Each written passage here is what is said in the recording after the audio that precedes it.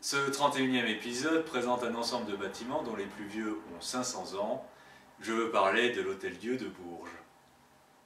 De la tour nord de la cathédrale, on aperçoit le grand pignon de la chapelle de l'ancien Hôtel-Dieu de Bourges. Le mot hôtel signifiait la maison. Il vient du latin hospitis, qu'on peut traduire par celui qui donne l'hospitalité. Hospitis a aussi donné le mot hôpital. L'Hôtel-Dieu est en effet un hôpital géré par des ecclésiastiques. Mais un Hôtel-Dieu n'accueillait pas uniquement des malades. L'hospitalité consistait également à accueillir les pauvres, les enfants trouvés et les pèlerins. Sulpice Sévère, archevêque de Bourges de 584 à 591, aurait, selon la tradition, ouvert le premier Hôtel-Dieu au chevet de la cathédrale actuelle, ici, dans la paroisse Saint-Ursin. Il n'en reste plus rien. Son lointain successeur, Guillaume de Cambrai, a, à sa mort en 1505, légué de l'argent afin d'acheter des terrains pour la construction d'un nouvel Hôtel-Dieu, ici, dans la paroisse Saint-Médard, à un endroit où le terrible incendie de la Madeleine de 1487 avait dû laisser de la place disponible. Il est plus précisément situé dans un quadrilatère constitué des rues Saint-Sulpice, rue Gambon aujourd'hui, du pont Merlan, des Poulies et du rempart Saint-Sulpice, le boulevard Gambetta actuel. Le cours d'eau artificiel de Liévrette coupait aux trois quarts ce quadrilatère. L'Hôtel-Dieu ouvrit en 1527. Il est très vraisemblable que Colin-Biard et Guillaume Pellevoisin comptèrent parmi les architectes du premier ensemble, comportant la chapelle. La chapelle de l'Hôtel-Dieu a 21 mètres de longueur pour 10 de largeur. Son pignon culmine à 28 mètres.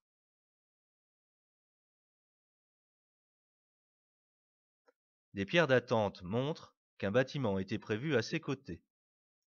Cette chapelle, dont la première représentation ici porta un clocher dont on ne sait quand il disparut, comme le montre ce plan de 1567. La chapelle est voûtée. Comme il n'y a pas d'arc boutant pour tenir les voûtes à l'extérieur, les architectes conçurent des piliers qu'on retrouve à l'intérieur de l'édifice. À la Révolution française, elle fut divisée en 2 niveaux et l'on retrouve encore quelques traces des structures de l'ancien étage. Le décor y est gothique.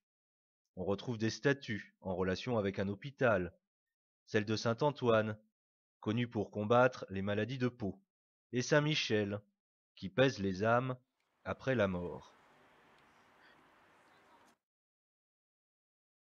Une belle porte gothique est voisine d'une porte de style Renaissance, marquant bien en ce début du XVIe siècle la lente transformation entre 2 styles architecturaux.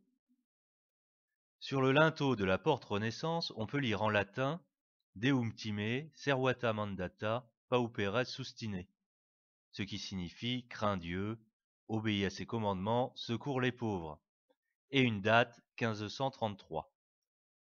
La grande salle, d'une longueur de 30 mètres et d'une largeur de 10, comporte 7 grandes fenêtres de chaque côté, soit 14 en tout. À l'intérieur, sous chaque fenêtre, était posé un lit, donc 14 en tout, mais plus de 14 places, car chaque lit accueillait plusieurs malades. La grande salle était ouverte sur la chapelle, car les soins prodigués à l'Hôtel-Dieu étaient autant d'ordre spirituel que physique. Ce grand volume, sous un plafond en bois, permettait la circulation de l'air et était chauffé par une grande cheminée.